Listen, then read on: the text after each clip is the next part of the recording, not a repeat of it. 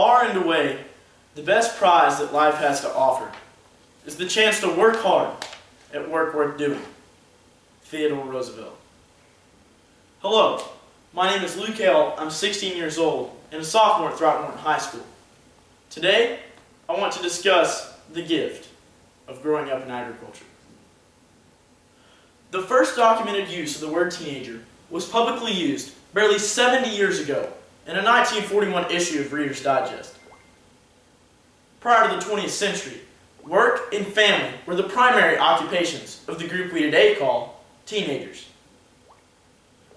George was born to a middle-class family in Northern Virginia.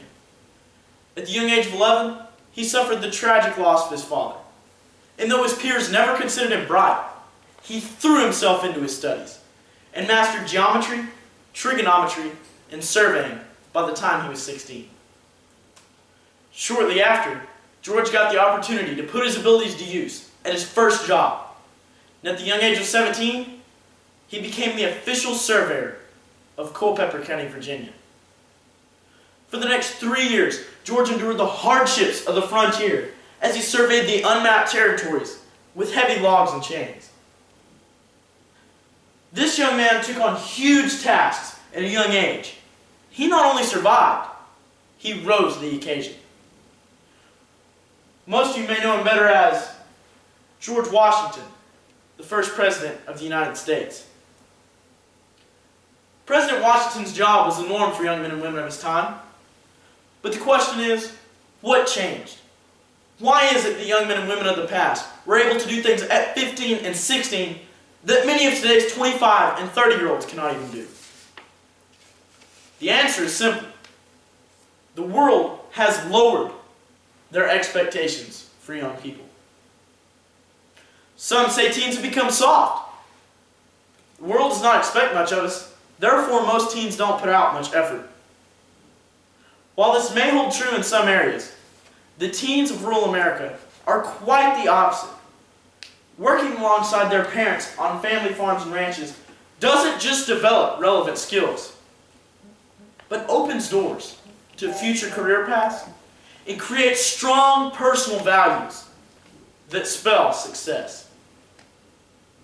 I would like to tell you about two such young people who grew up working with their parents on the family ranch.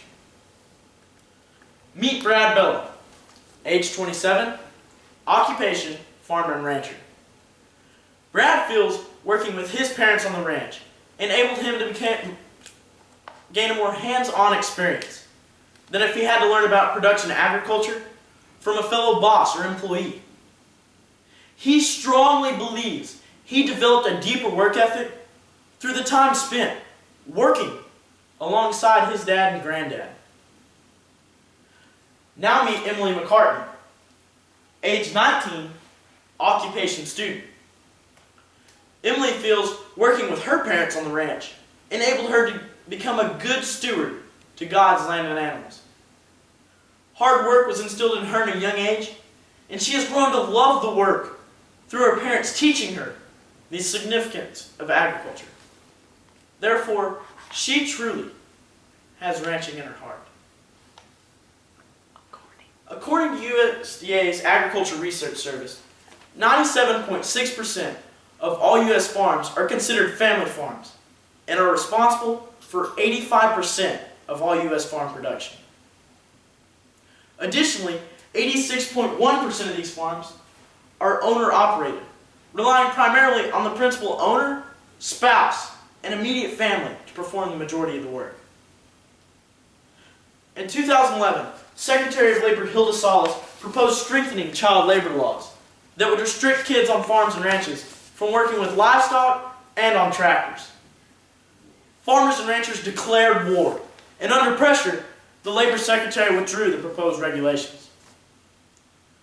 Recently, California Representative Lucille Roble reintroduced the Children's Act for Responsible Employment, or CARE Act. This legislation prohibits children 12 years of age or younger from working for wages in agriculture. It also raises to age 18 coverage under the Labor Department's hazardous orders list, which covers 17 dangerous tasks, such as operating heavy equipment, climbing a ladder more than 20 feet high, or applying hazardous chemicals. What would these young folks have missed out on had it been illegal for them to work on the ranch with their parents? Regulation of this nature would put an end to the youth of America gaining real-life experience working with their parents on the family farm. Should this bill pass, family farms and ranches as we know them today would become as scarce as a World War II veteran. A recent study found that over 955,000 youth lived on farms in 2012, and almost half worked on their farm. Additionally, in 2012, 7,780 youth were injured while on the farm, but 80% of them were not working when the injury occurred. From 1998 to 2012, the rate of childhood agriculture injuries has declined by 61%. These statistics indicate that the agriculture industry takes the safety of their children very seriously, and by its own accord, has made the industry safer for young people and their families. Theodore Roosevelt said it best: "I do not believe there ever was any life more attractive to a vigorous young fellow than life on a cattle ranch in those days. It was a fine, healthy life, too. It taught a man self-reliance, hardihood, and the value of instant decision. I enjoyed this life to the full." We must not limit or soften the youth of tomorrow. We must not deprive the young people of America the opportunities that await them in agriculture.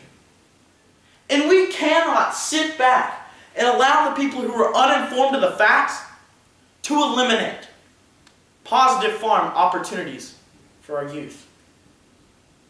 What would Brad or Emily have missed out on had it been illegal for them to work on the ranch with their parents? If you cultivate the relationship of youth and agriculture, you will cultivate the future of agriculture. From the world's earliest civilizations to today's high-tech societies, agriculture has been, and always will be, the backbone of our world.